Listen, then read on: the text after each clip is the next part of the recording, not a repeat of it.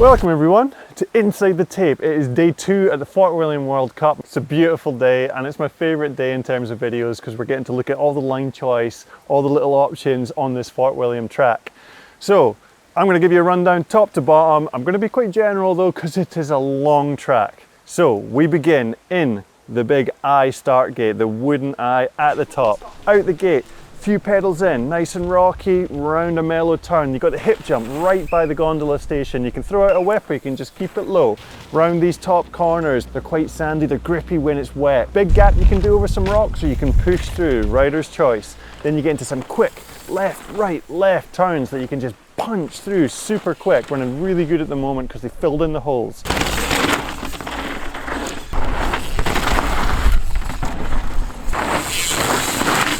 After that, small break, another quick bang, right, left. Then over a crest, and you've got a super fast straight, one of the fastest straights on the track. Speed tucking down here, trying to keep out of the wind because it is super windy right now. Cross the bridge, watch out for the edge of the bridge. Don't go off the side like Aaron Gwynn because you will die. Round that flat out left-hander, super fast round the corner. More of the same corners. Bridge, another long, fast right, one that is very narrow. We saw Antoine Vidal go over the top of it in practice yesterday. Do not want to do that because it's super fast across here.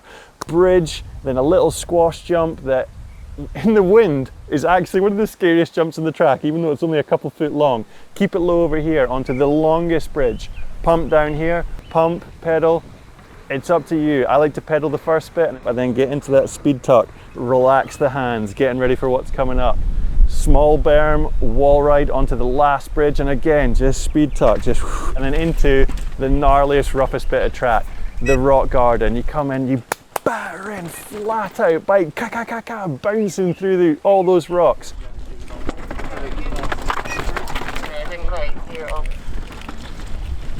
Down into the next section, over a crest, bang, slap the left hand and you drop into the ditch with some gnarly stepped out rock slabs that's super rough, but when you hit it fast, it actually runs pretty good.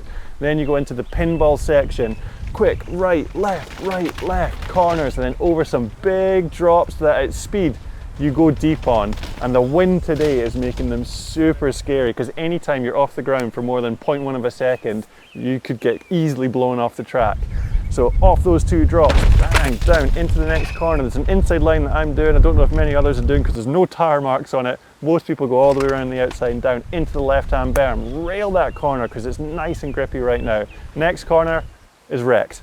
It's an absolute state. The high line, rubbish. Middle line, terrible. Inside line, kind of okay. Inside line's working well for me right now. Awkward rocky straight into a long left and you go underneath the gondola for the second time. Big rocky drop. You don't really know if you should go fully outside into the grass that's opened up or just stay down the middle. Both seem to be working, and into a right hand corner, and then you get into the first real rock bed section. You're riding on rock slab, it's dug right down to the bedrock. Left, right, more rocks, rough. It's just so brutal down this section.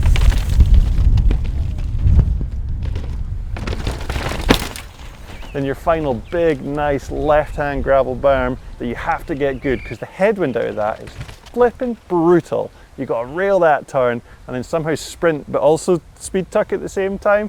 Then down that next straight. Nowhere you can pedal down it, it's too rough, so you got to hope you're carrying speed and staying out the wind. Then long right-hander onto some more rock slabs. Keep the wheels on the ground. Don't let things get too light and get caught by the wind. Try not to brake too much as you're going around this right-hander and carry the speed down into the next step section. Big steps that you have to try and soak up and push the wheels back into the ground. Braking, and there's some huge holes coming out in that next turn. Two big steps that some riders in practice were gapping all the way over. Really big gap. Don't want to be doing it in the wind, so keep it low for racing. Cross the bridge and then you get into one of the fastest sections of track in that top section. You're just off the brakes, carrying the speed, try not to drag the brakes too much because it's super rough in here. It's the kind of section you want to drag the brakes, but stay off it, eyes up. Then you get to what was the deer fence, but the fence is gone, the cattle grid remains.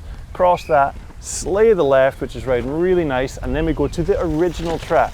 drop onto the flat out straight rock slab section, and you get into one of the sketchiest drops on track. It's a natural rocky step down that I crashed on and knocked myself out 14 years ago, and I don't like it.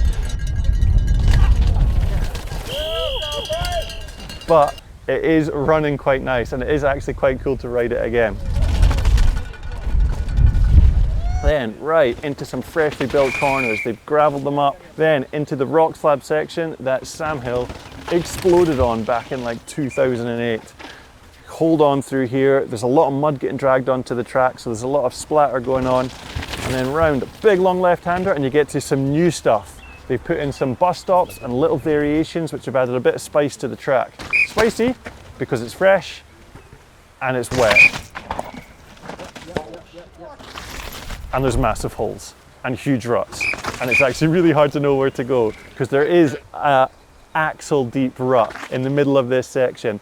Some people are going light through it, some people are just plowing through it, some people like myself are going just inside of it trying to miss that big hole.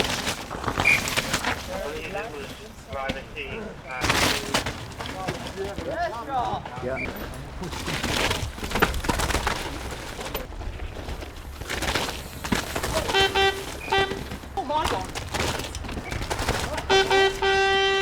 Then you go over the back of the berm and into the section that we're going to analyse. Did you get it? Did you get it? I got it. Right, man, tell me about this section. Yay! So let's get to comparing. We've got Connor Fearon, who doubles in and then goes mainline straight down that original old classic. Then we have Johan Garson that hooks it up over that gap, a little bit of a high line and then back into that original line. Let's see who's got it fastest. So as they both come around the turn, you can see Johan's got a little bit of a lead. He's on the gas and he yanks for this gap over, and Connor like hits the nos, catches him up, and he's in front now. That's bizarre. So let's see, does this swinging high for Johan give him faster exit speed? Certainly doesn't look like it, and coming down to the line, it's going to be Connor by 0.06. Close.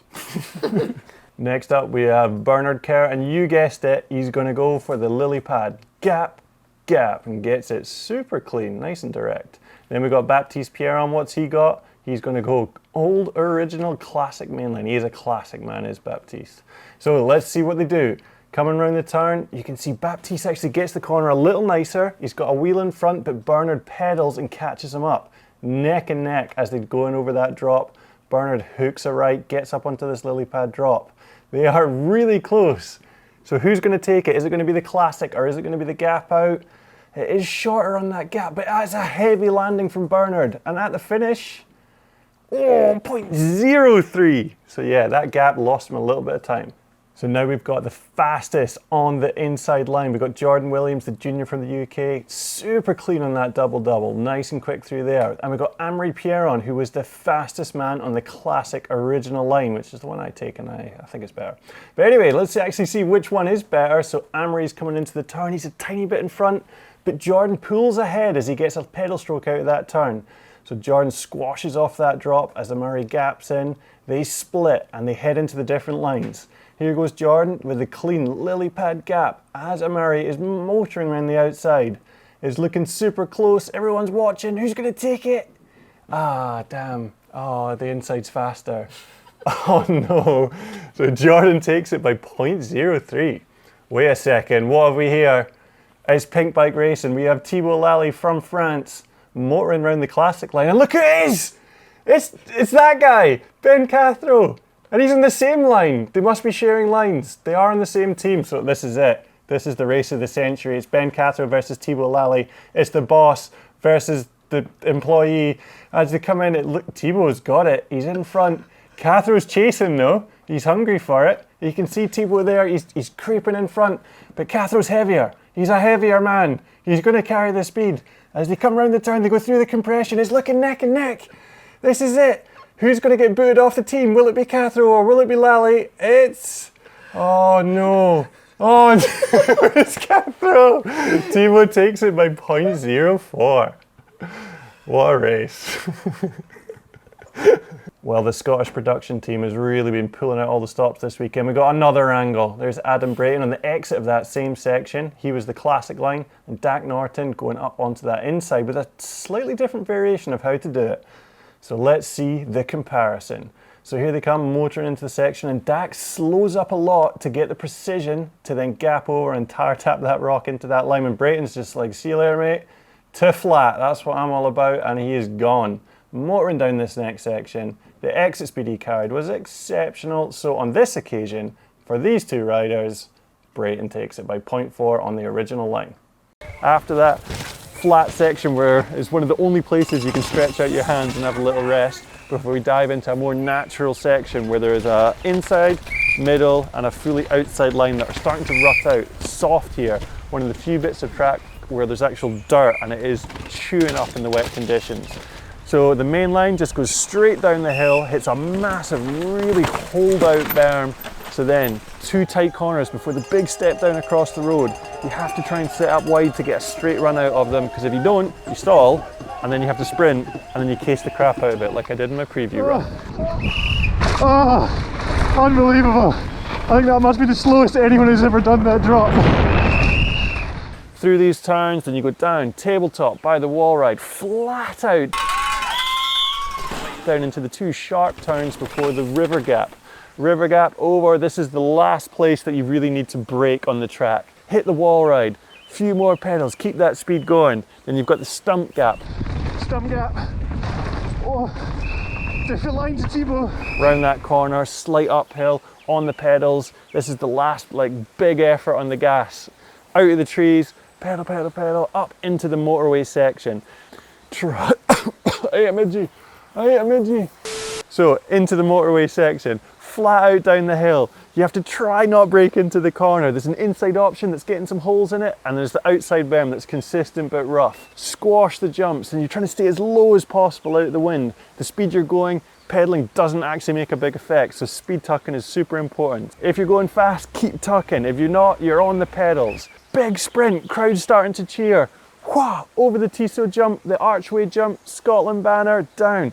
Down the final super steep section, jump into the four-cross, triple into the finish, drop, cross the line.